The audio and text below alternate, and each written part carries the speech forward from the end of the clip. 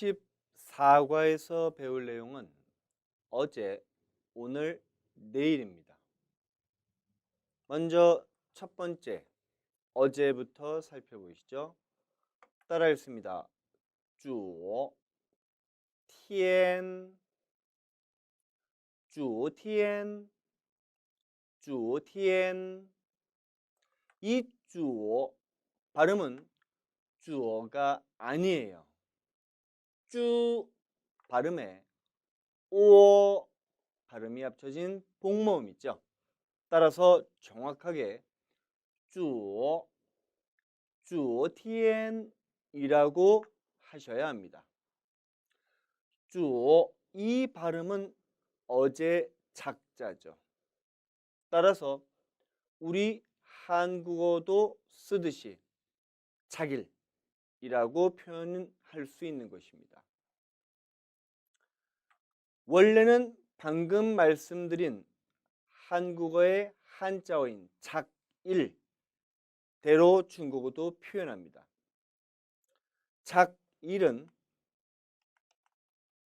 발음이 다음과 같죠. 따라 읽어볼까요?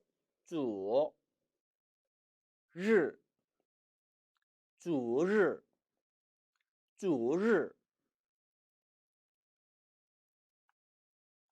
그런데 이 어제라는 단어 昨日는 권설음이다 보니 중국인들도 발음하기에 조금 껄끄러웠나 봅니다. 이에 중국인들은 라는 단어를 대체할 수 있는 게 있을까 없을까를 고민하지요. 그리고 찾아낸 것이 바로 이 하늘천, 티엔이 되는 겁니다. 왜요?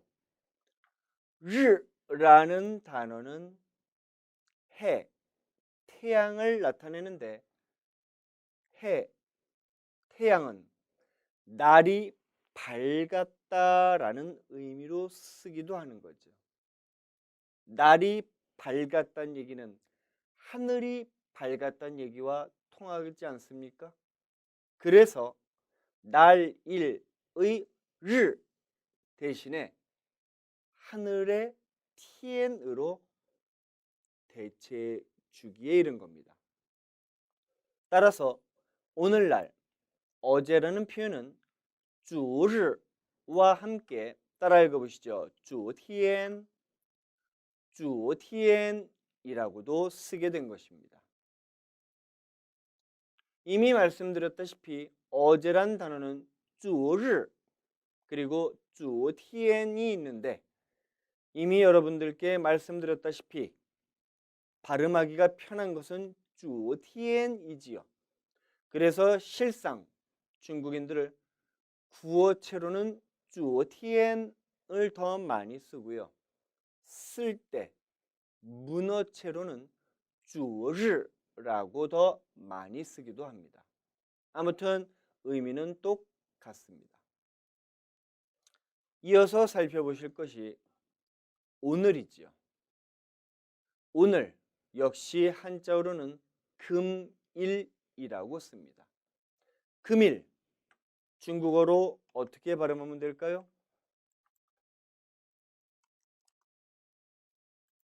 따라 읽어봅니다. 今日, 今日, 今日가 바로 오늘이 되는 것이지요. 그런데 이미 설명드렸다시피 今日 권설음이기 때문에 발음하기가 다소 불편한 것입니다.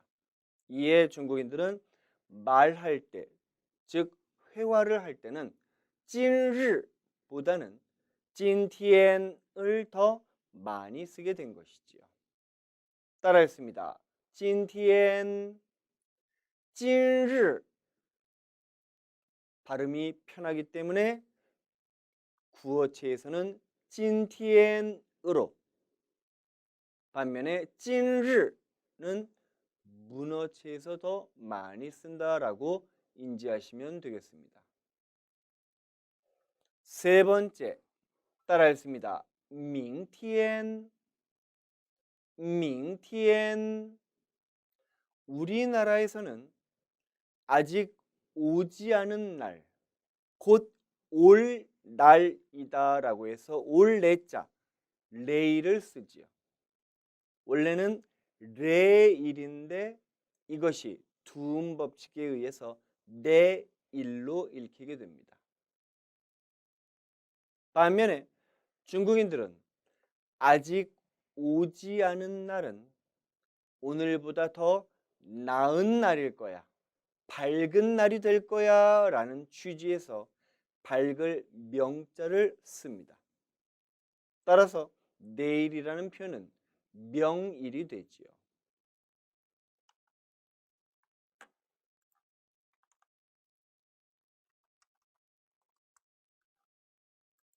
같이 한번 읽어보실까요? 明日 明日 하지만 이미 앞서서 설명드렸다시피 明日 건설음이기 때문에 발음이 다소 버겁습니다. 이에 중국인들은 日 대신에 tian으로 바꿔서 쓰기도 하지요. 자, 이제 내일 따라 읽어봅니다. 明天 明日 따라서 明天은 구어체에서 더 많이 쓰고 明日는 문어체, 즉 장문할 때 더 많이 쓴다라고 이해하시면 되겠습니다. 이제 어제, 오늘, 내일 다시 한번 따라 읽어보실까요?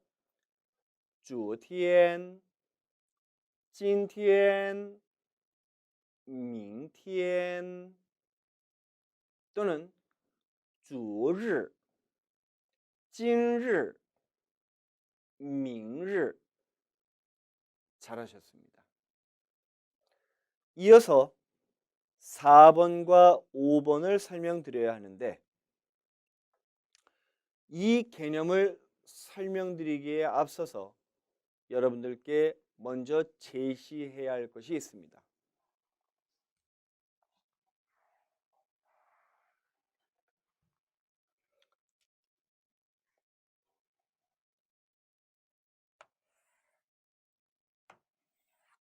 여기 좌표가 있어요.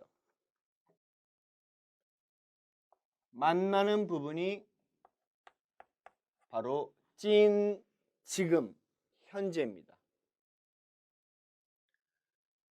동양은 예로부터 글을 쓸 때 위에서 아래로 써왔죠. 그럼 여러분들이 봤을 때 시간적으로 위는 뭐고 아래는 뭐가 될까요?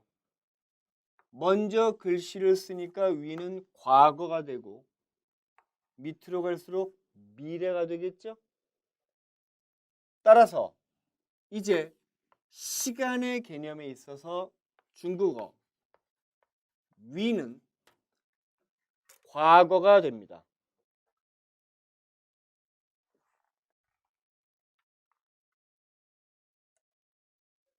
반면에 밑에는 이제 시간적으로 미래가 되는 거예요. 다시 한번.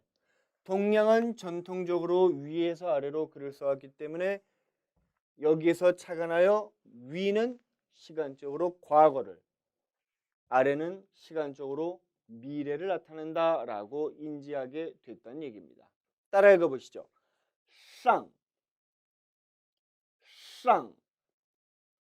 건설음 잘 못하시면 사회에 불만 있는 발음 나옵니다. 주의하세요. 따라서 같이 한번 읽어보시죠. 쌍. 시간을 나타내는 단어 앞에 쌍이 오면 이것은 과거를 나타내는 것이고, 반면에 시아, 시아 아래가 오면은 미래를 나타낸다는 것이지요. 동양은 위에서 아래로 썼습니다만 서양은 어때요? 이렇게 쓰죠. 즉 왼쪽에서 오른쪽으로 쓰고 있다는 겁니다.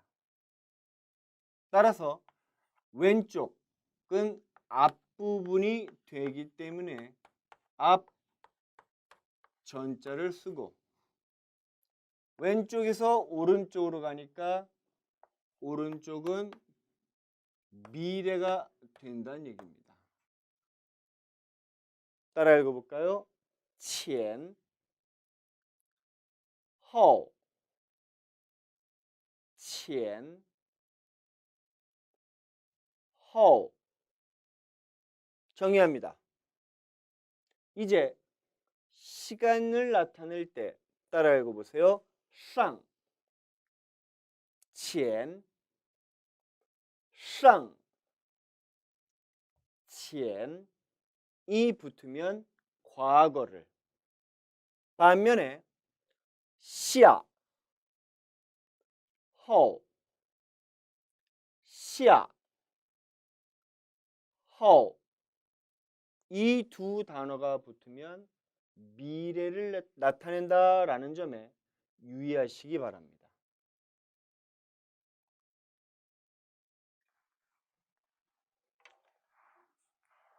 하나 더 참고적으로 말씀을 드리자면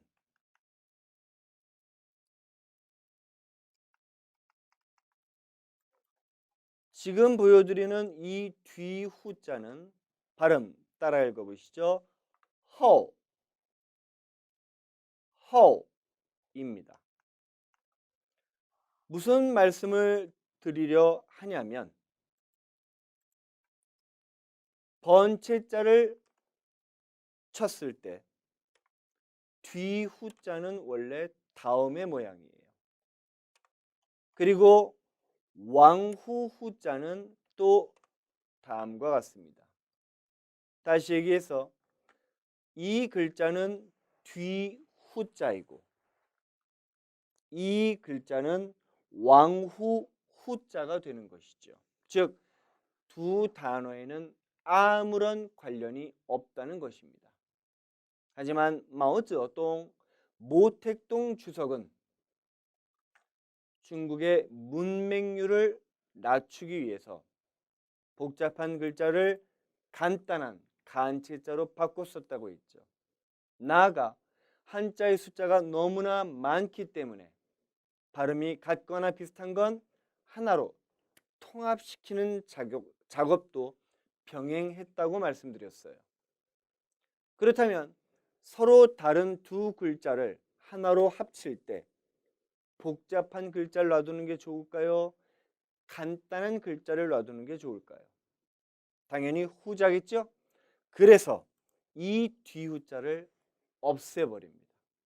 다시 얘기해서 현재 중국 대륙에 살고 있는 중국인들은 이 뒤후자라는 글자를 알지 못해요. 왜? 이 글자를 없애고 뒤라는 의미를 왕후 후자로 합쳐 넣었기 때문입니다. 따라서 오늘날 이 글자는 첫 번째 뒤후자, 두 번째 왕후 후자의 의미도 지니게 된 것이죠. 발음이 심지어 성조도 똑같기 때문에 그런 겁니다. 그러면 한 글자에 두 개 이상의 발음, 뜻을 지니고 있는 것을 우리는 뭐라고 한다고 했어요? 뭐라고 한다고 했죠? 바로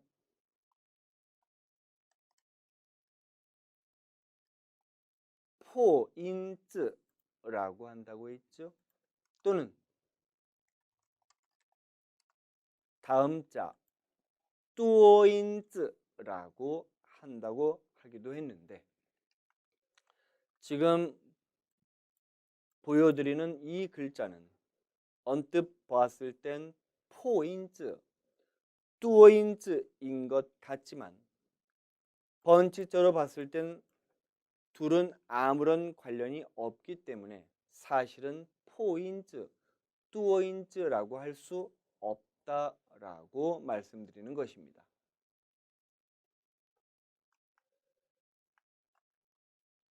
이제 다시 돌아와서 4번, 5번 살펴보시죠. 따라 했습니다. 前天, 前天, 즉 앞에 있는 날이니까 뭐가 돼요? 과거가 되는 거죠. 그럼 현재 오늘을 기점으로 앞에 있는 날은 과거니까 뭐가 되겠어요? 昨天 昨天 어제가 돼야 하는데 이미 昨天은 있잖아요. 그러니 昨天보다도 더 앞에 있는 날이란 의미가 되겠죠. 그럼 현재 오늘 어제보다 앞에 있는 날은 뭐가 돼요? 그렇습니다. 바로 그제라는 의미가 되는 것이지요. 따라했습니다. 前天 물론 tien을 르로 대체할 수 있습니다. 따라 읽어봅니다. 前日 前日 따라서 前天은 구어체에서 前日는 주로 문어체에서 더 많이 쓰는 단어임을 알 수 있는 겁니다. 바꿔 얘기해서 이제 5번을 살펴보면 따라 읽어봅니다. 后天 后天 이는 현재보다 뒤에 있는 날이라는 의미가 되는 것이죠. 后는 따라서 현재 오늘을 기점으로 뒤에 있으니 미래가 되므로 내일이 되겠습니다. 그런데 이미 내일이란 단어는 明天 明日가 있음을 배웠죠. 즉 今天 현재보다 뒤에 있는 날인데 내일은 明天이니까 明天보다도 더后뒤에 있는 날이 되는 것이니 오늘 내일 그렇죠. 바로 모레라는 의미가 됨을 알 수 있는 겁니다. 따라서 后天은 모레가 되는 것이죠. 물론 tien은 르로 대체할 수 있으므로 后天, 后日는 같은 의미가 되겠습니다. 다만 后天은 구어체에서 后日는 주로 문어체에서 더 많이 쓰는 표현이다 라고 인지하시면 되겠죠. 이제 6번 시간에 있어서 크다라는 개념이 무엇인지를 설명드리도록 합니다. 먼저 발음 연습부터 해보시죠. 따라 읽습니다. 따, 따,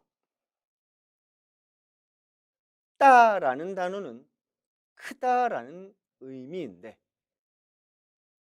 설명드리기에 앞서서 여러분들께 먼저 크다라는 개념이 무엇인지를 설명드려야 합니다.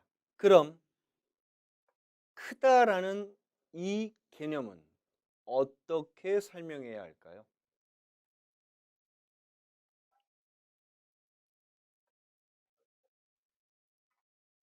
여기 리모컨과 분필이 있습니다. 어느 게 더 큰가요? 당연히 리모컨이죠. 그럼 이제 여러분들이 설명해 보세요. 왜 리모컨이 분필보다 클까요? 이게 바로 크다라는 개념을 인지하는 가장 기본적인 조건이 되는 것입니다.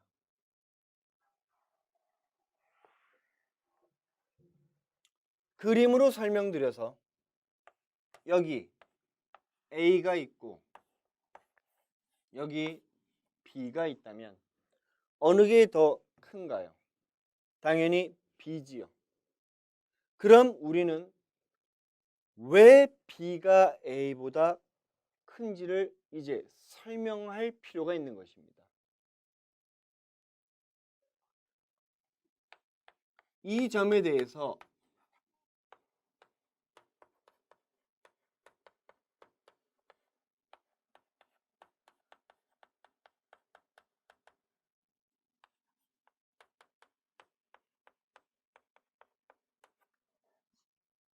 도덕경에서 노자는 다음과 같이 설명합니다.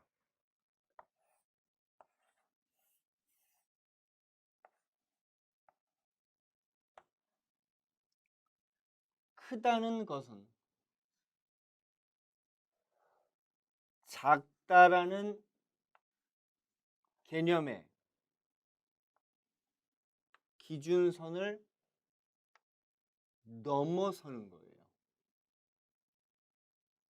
작다라는 이 기준선을 넘어서는 것. 넘어선다는 것은 작다라는 개념에서는 가까워지는 거예요? 멀어지는 거예요? 멀어지는 거죠? 하지만 크다라는 개념에서 봤을 땐 작다라는 기준을 벗어나 멀어지지만 오히려 크다라는 개념에서는 더 가까워진다라는 것입니다. 즉, 크다라는 것은 작다라는 이 기준선을 벗어나서 멀어진다는 얘기지요. 이해되시겠죠?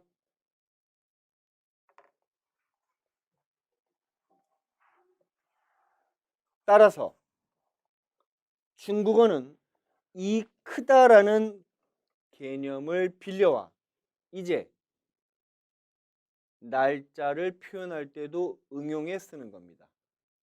따라서 시간적 표현 앞에 따를 붙이면 그 기준보다 크다는 얘기니까 크다는 건 뭐라 그랬어요? 기준을 벗어나 멀어지는 거라고 이해할 필요가 있는 겁니다. 그러므로 예문 보시죠. 前天, 前天이 뭐였어요?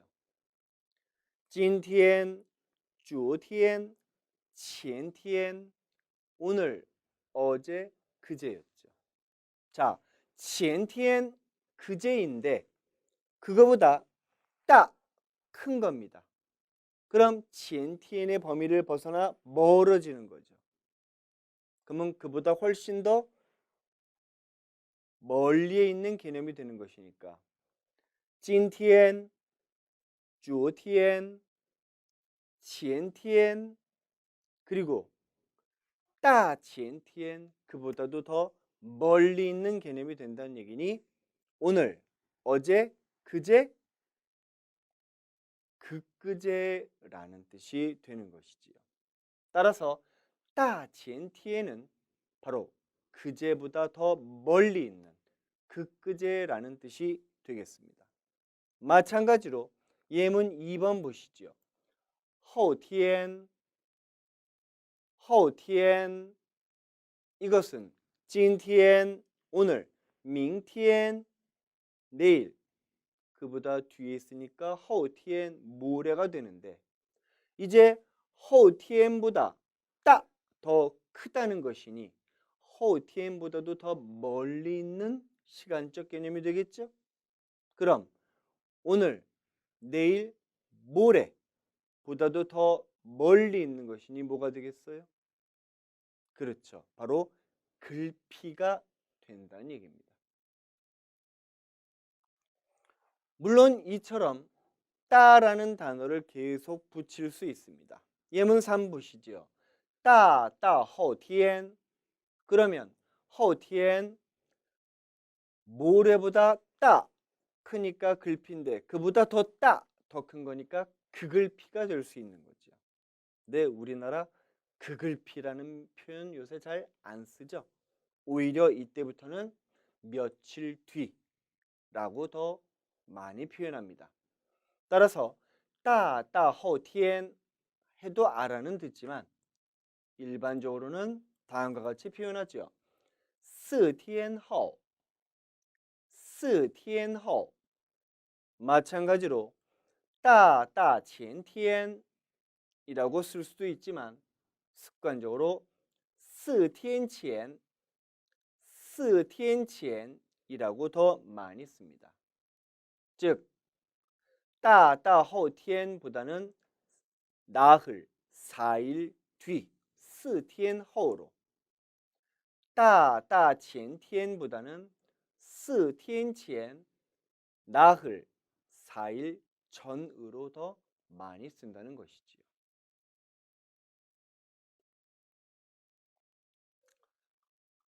이렇게 해서 설명을 모두 마쳤습니다.